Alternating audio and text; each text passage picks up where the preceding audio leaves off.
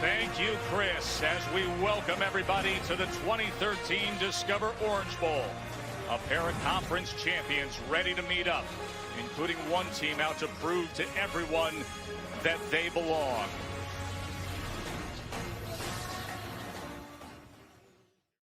Yes, that is the Northern Illinois Huskies of the Mid-American Conference playing the Orange Bowl.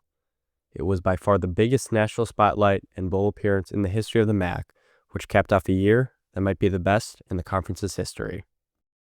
More than anything else, the MAC and its teams are known for MACtion, where November conference games are played on Tuesday and Wednesday nights in front of nearly empty stadiums. Behind that, the MAC is known for upsets. It seems like at least once a year, a MAC team goes to a pretty good Big Ten team and comes away with an upset win. We all laugh at the Big Ten team that loses, we say the upsetting MAC team could win the conference, and we move on with our lives. Even the upsets have been limited recently as teams poach more and more of the MAC's best players. In 2025, the conference's only Power 4 upset came with Ohio, one of the better MAC programs, upsetting West Virginia, one of the worst Big 12 teams at home, 17-10. In 2024, the MAC only beat 3 Power Conference teams, down from 4 in 2023, and only won 2 in 2022. Granted, though, one of the 2024 upsets was a really big deal. Now, let's take it back to 2012 and the 12 o'clock slate of Week 1. Penn State was looking to move past the Joe Paterno and Jerry Sandusky eras, for obvious reasons. They had hired Bill O'Brien from the New England Patriots in the offseason, and the fan base was expecting him to start his tenure 1-0. I mean, what was MAC school Ohio going to do to mighty Penn State? Well, Ohio is better than your average MAC school. The Bobcats won 10 games in the MAC East last year. They're coached by Frank Solich, the last coach to actually make a BCS Bowl at Nebraska. Quarterback Tyler Tettleton rewrote the Bobcats record book last year, and he was back too, hungry for an even better season, despite losing a good number of key teammates. Penn State would jump out to a 14-3 first-half lead like most expected, but that's where the story turns to benefit the MAC. Ohio would score touchdowns on 3 of their first 4 second-half drives, all but icing the game with a 5-yard Tettleton touchdown pass to take a 24-14 lead with 2:55 left. That score would hold. Ohio had 499 yards of offense compared to Penn State's 352 and looked like the better team in nearly all aspects of the game to set the tone for the 2012 season. Also in Week 1, Northern Illinois found themselves in a great position against Iowa at Chicago's Soldier Field. After a 75-yard rushing touchdown, the Huskies were up 17-9 in the third quarter. In the fourth, NIU would have a 17-12 lead and the ball with 5 minutes left. However, that drive ended in a punt, and Iowa would capitalize on the short field to score and ultimately hold on to an 18-17 win. Out west, Arizona was in a dogfight with Toledo and a battle between first-year head coaches. Arizona's Rich Rodriguez has experienced losing to Toledo, and Matt Campbell did all he could to pick up an impressive opening win. The teams would go to overtime knotted up at 17-all, but Arizona would score a touchdown and put away the Rockets. 2 weeks later, Ball State found themselves in a shootout just 2 hours away from campus. At 2-0, Indiana looked like an improved team in Kevin Wilson's second season, although some of that comes with the expectations of pre-Kurt Cignetti Indiana. The Cardinals grabbed a 14-3 lead in the first quarter, but that was gone by the second. Ball State would recover and lead 38-25 with under 5 minutes to play, but that lead too went away after Indiana's fourth passing touchdown with just 49 seconds left. Ball State would move down the field, aided by 2 catches for leading receiver Willie Snead, and lined up for a 42-yard field goal with seconds left. The snap and hold were clean, and Steven Schott buried it for the upset win. The following week is where things get really interesting for the MAC. Let's continue with Ball State. They got another great opportunity to pull off an upset, this time hosting South Florida, the first time hosting a Power Conference team since 2006. As a reminder, the Big East was still a major conference in 2012 with a BCS tie-in. Do-it-all receiver Jameel Smith scored to take a 24-12 lead in the third quarter, but that lead evaporated with just 4:12 to play. Enter Willie Snead again. He caught the game-winning touchdown from 19 yards out to give Ball State what became a 31-27 win, beating a BCS conference team for the second week in a row. Also that week, another Big East team would fall victim in a MAC road game. UConn was coming off a road win over Maryland and former coach Randy Edsall.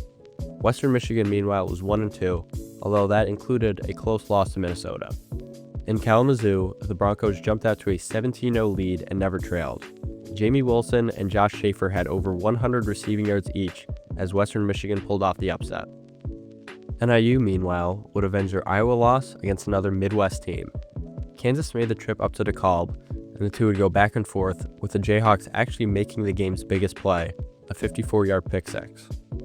NIU responded with a 65-yard touchdown pass to Martell Moore, the first of 3 straight scoring drives, and the Huskies won. Although in hindsight, it's kind of hard to call this an upset. Finally, let's talk about Central Michigan. The 1-1 Chippewas traveled to Iowa City looking to avenge NIU. Central Michigan led 23-14 at the break, but this game was back and forth. Iowa had a late touchdown to go up 8 with 2:18 to play, putting the ball in the hands of CMU senior quarterback Ryan Radcliffe to force overtime. He marched down the field, getting inside the 10 and scoring a touchdown. However, the Chips still had to score a 2-point conversion to force overtime, and Radcliffe couldn't find an open target. CMU's last chance was an onside kick, and they miraculously recovered. Radcliffe got them in position for a potential David Harmon game-winning field goal, and he buried it. In Week 4, 7 MAC teams played Power Conference opponents. They were 4-3 in those games. Nicely done for the conference. As the MAC got further into conference play, the non-conference upsets largely went away. Still, the conference was still gaining national attention. After Week 7, Ohio was 7-0, coming off a 34-28 win over Akron. The AP voters had seen enough, and on Monday's rankings, the Bobcats were ranked as the 25th best team in the country. It was the first time Ohio was ranked in the top 25 since 1968, and 2012 was the last time Ohio was in the top 25 as of recording. In Week 8, Ohio had a bye so they could rest comfortably and prepare for the back half of their season. However, another ranked Ohio team couldn't do the same thing. Cincinnati, coming off a 10-3 season in 2011, was 5-0 under Butch Jones with tight end Travis Kelce. The Bearcats were making a trip up to Toledo. Since losing to Arizona in Week 1, the Rockets had won 6 straight. Toledo started the scoring with a field goal, and while Cincinnati was driving to tie the game, Jermaine Robinson picked off Munchie Legault and cribbed it. Toledo's next big play came in the third quarter. The Bearcats had just taken their first lead of the day after an effortless 4-play, 70-yard drive to go up 20-19. Toledo receiver Bernard Reedy received the ball at the 9-yard line, and he ran back for a 91-yard touchdown, part of a 4-game stretch with a return TD for Reedy. Field goals and punts were traded into the fourth quarter, where Cincinnati was trailing 29-23 with under a minute to play. After a nice 21-yard pass for the Bearcats, Jordan Hayden picked off Legault, sealing the upset win and Cincy's first loss of the year. We had more MAC chaos in Week 9. Ohio took its number 23 ranking to Oxford to take on a 3-4 Miami team. The Redhawks jumped on Ohio right away to take a 13-0 lead. However, the Bobcats clawed back, and we had a tied game 20-20 in the fourth quarter. Miami, led by future NFL QB Zach Dysert, drove down the field and took the lead 23-20 with a 31-yard field goal. Tyler Tettleton got Ohio to the Miami 7-yard line with just 9 seconds left. Frank Solich aggressively chose to run another play and tried to win the game in regulation, but it backfired. Tettleton was sacked, and Ohio was no longer undefeated. In the non-conference, another undefeated Big East team thought they had an easy game, but they were very wrong. Rutgers was 7-0 and ranked number 18 in Kyle Flood's first year on the backs of one of the Big East's best defenses. Kent State, meanwhile, was a quiet 6-1. They looked strong in MAC play, but didn't have much national respect because of a 47-14 blowout loss in Week 2 against Kentucky. On a Saturday in Piscataway, it was actually Kent State's defense that set the tone. Up 7-3 in the third quarter, Mark Fackler made a great play to record his second interception of the game and take this one for 6 points. Kent State would force another interception the following drive, Dre Archer would run for a touchdown, and the Golden Flashes held a 21-3 lead, eyeing their first ever win over a ranked team. Kent State would force 3 more interceptions and a fumble off Gary Nova, coasting to a historic 35-23 win. The Flashes were for real, and serious threats to steal the MAC from Ohio, NIU, and Toledo. After another rare quiet week, we entered the home stretch of the MAC season, including the start of MACtion, the conference's Tuesday and Wednesday night November games, and we had a treat on our hands. The Toledo Rockets beat Buffalo the week prior to move to 8-1, this time making it to the BCS Top 25. They were hosting Ball State on a 3-game win streak with major MAC West implications. In a close game on the first Tuesday night contest, Ball State and Toledo traded punches for most of the game. Toledo had the ball on 4th and 1, tied 27-all in the red zone, but got stuffed. After that, Ball State drove down the field, and Jawan Edwards punched it in to take a 34-27 lead. Toledo got stopped in 4 plays, and Ball State won another huge game. The next day, Ohio, who rebounded from the Miami loss with a win over Eastern Michigan, was set to host Bowling Green, coached by Dave Clawson, who later became the most successful coach in Wake Forest history with his slow mesh offense. At this stage, though, the Falcons were winners of 5 in a row, led by one of the conference's best defenses. Again, Bowling Green's defense set the tone, holding Ohio to season lows in points and yards and forcing a safety as BGSU won 26-14. The next week, Toledo would try to rebound with a win over NIU, who had won 9 straight since that heartbreaking loss to Iowa in the season opener, most of them being blowouts. At the half, Toledo led 14-7, but NIU took charge of the game with 3 third-quarter touchdowns. Toledo brought the game to 1 score in the fourth quarter with just 5:57 to play, but they never got the ball back as the Huskies ran out the clock. The legendary Jordan Lynch was the quarterback for NIU in 2012, and he put together maybe his best career game. He threw for 407 yards and 3 touchdown passes, but if that wasn't enough, he carried the ball 30 times for 162 yards. Lynch also had a 63-yard punt for good measure. The win clinched the MAC West for NIU, who would make their 3rd trip to Detroit in a row. Moving to Saturday, the biggest game of the season in the MAC East was kicking off from Dwight L. Perry Stadium. Kent State had remained perfect since beating Rutgers, and the 9-1 Golden Flashes were ranked in the AP poll for the first time since Nick Saban was a GA for the program. Bowling Green, meanwhile, was looking to play spoiler again and jump the Flashes for the top spot in the MAC East. What we ended up getting was a back-and-forth game built around big plays. The first 6 touchdowns were all over 25 yards, including rushing scores from 79 and 74 yards by Dre Archer. The game's final touchdown, though, was just from 7 yards away. Spencer Keith capitalized on a short field to take a 31-24 lead for Kent State. Bowling Green had a chance to tie the game, but failed on 4th down in the red zone. After forcing another stop, Bowling Green made another drive to reach the red zone, but a 4th and 13 pass was intercepted, and the Flashes were going to their first ever MAC championship game. Kent State and Bowling Green both handled business in Week 13, bringing both teams to Ford Field with a 10-1 record and a top 25 BCS ranking. Elsewhere that week, Bowling Green defeated Buffalo at Columbus Crew Stadium, which is one of the most random neutral site games I've ever seen. Nobody cares about that game though. Let's get to Detroit. The championship game, with a Friday night primetime airing, lived up to all the hype. It featured a back-and-forth game, including a fourth-quarter 14-point comeback, 2 overtimes, and an NCAA record. Kent State entered the fourth quarter down 27-13 and just failed a 4th and 7 attempt. The next time they got the ball was after an NIU punt at their own 4-yard line. That drive turned to a touchdown, and on NIU's next drive, Kent State forced a scoop and score to tie the game 27-27. NIU would bounce back with a long touchdown drive of their own, but Kent State would match with 44 seconds left. We would head to the first overtime of the game, which just became a trading of field goals. However, in the second overtime, Jordan Lynch scored his 2nd rushing touchdown of the game.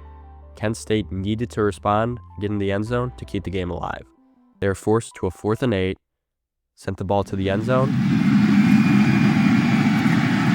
Keith rolling, throwing, intercepted. But it was intercepted by Demetrius Stone. NIU had won the MAC for the 2nd time in a row, and in the win, Lynch passed Denard Robinson for the most single-season rushing yards by a quarterback with 1771 on the year. The MAC sent a record 7 of the conference's 13 teams to a bowl game, but it didn't turn into the best showing for the conference. Only 2 of the teams won, and was arguably the 2 worst teams to make a bowl in Central Michigan and Ohio.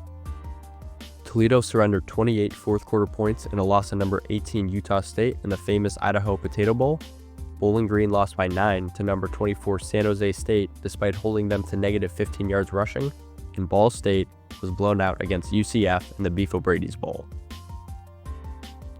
The two most noteworthy teams, Kent State and NIU, played the last two bowl games for the conference. Kent State, ranked number 25, played a 9-3 Arkansas State team that just lost coach Gus Malzahn to Auburn.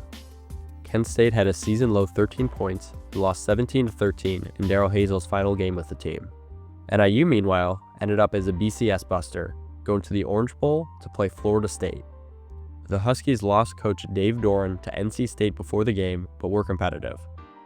A Martell Moore touchdown reception brought the Huskies to 7 points in the third quarter, but Florida State scored both fourth-quarter touchdowns to comfortably win 31-10. FSU shut down Jordan Lynch, and NIU couldn't overcome it. Regardless of the postseason disappointment, I believe 2012 was the best season for the MAC as a conference. Multiple teams were given national respect in the top 25, and more upset teams in power conferences. As a whole, the MAC won 8 games over teams from automatic qualifier conferences, including a 4-4 record against the Big East, with 2 top 25 wins and 3 wins over Big Ten teams. The MAC in 2012 also had legit star power. NIU's Jordan Lynch finished 7th in Heisman voting after throwing for over 3,100 yards and 25 touchdowns and running for over 1,800 yards and 19 touchdowns. Lynch was named the MAC Player of the Year for that season. Dre Archer was a consensus All-American as an all-purpose player, finishing with nearly 4,000 total yards and 20 touchdowns. He ran for 1,429 yards on 9 yards per carry, which is insane. Buffalo had linebacker Khalil Mack, who had conference highs of 21 tackles for loss and 4 forced fumbles in his junior year before turning into an NFL superstar. The MAC also produced the number 1 overall pick in the 2013 NFL Draft, Central Michigan left tackle Eric Fisher. Other notable players include NIU safety Jimmy Ward, Ball State receiver Willie Snead, and Miami quarterback Zach Dysert. I touched on this earlier, but I don't think we'll ever see a season like this again from the MAC. It's so hard to win in the conference, and if you are able to do that, your best players and possibly your coach will be gone. The conference is also losing one of its better programs in NIU to the Mountain West, while perennial laughingstock UMass joined the league for 2025, going winless in their first year back. Nothing about the conference breeds long-term support.